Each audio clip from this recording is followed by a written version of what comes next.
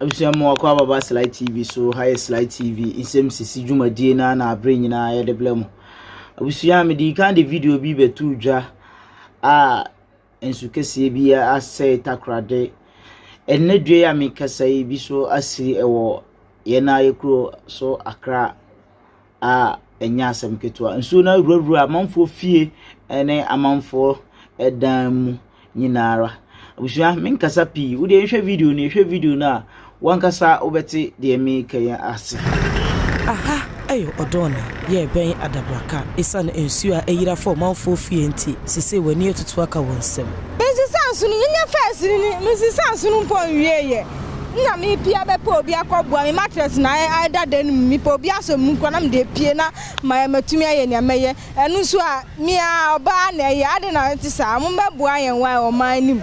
Wa yesre ma Njo how ne atete a woni a wote odona ha a ben adabraka nsu eto be se donhwe baako ne fa no ha ade ba ne se nsu na yiri abo awuro mo de mu gata be de chi eye odo gata no omo pa kire se ema so a na abo afa so dodo no so se wenye first time ade yesi ni na wo share the level of nsu no baby a edru ama wo na e kire o baby anti window na no nyina no nsu no bo abora omodemo omusesa omonyama enje omuti ade omobre omusese mpenifo beba ne menim ya abe boom ochirimu a sa ensuhiri ayatete asem kra ya mpenifo a ehwe enkuro eso enye wadwen se wobeso ohaw no ano ede ama wo no mo at least every day or once every year there once now this year there 3 times now about yes there's a problem.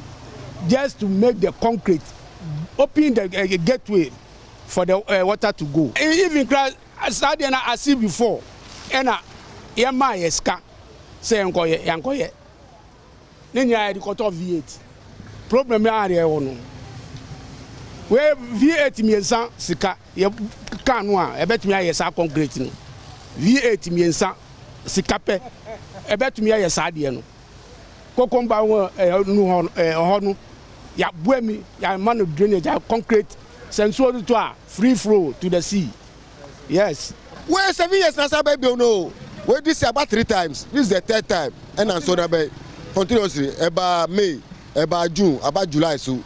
When 3 times I been nti omo ben form she konkoma ho. No mo yom free my po mo. Eya na enwanwa se ensuo ketuwa bi to ya na wono mo ete saa miamia yi ensuo eyiri afa wone ma ne nyina efri odo asu a eda ho no a eyiri nti bebre ahwere wo mo nkwa ebi nso nya pade eso sikampempem na asai. Just imagine complete machine back saying complete machine back saying how no ban dia bebre o man mu ayeti no se see ye gutter na akwa gutter and say we personal gutter we here what about big accounts am I say you spend 100 and something billion for this gutter. Just imagine say well fear and a contractor and make us 100 billion this year woni be hu yeah we ba cho ensuo ne to a na ahanyina ye fi ahanyina ye flooded last 2 months ensuo to ye stores ye wo animu hai store ni nyina store 6 ensuo yiri fa ni nyina mu na de problem ni nyina abakese no eye odo no last year no team no team nti ene se ensuo ne to ye na deda ye sisi emiam ya wodo biti sa wodome kaneshi ene circle nyina ensuo eyiri fa ho omanfo ebisa se edi enti na woti krom finfin sei na abribia ensuo yiri fa wone ma empanimfo enye wadwen se wo beso sa wo hawia no edi ama wo mo awra inside wo baby around ti yeshe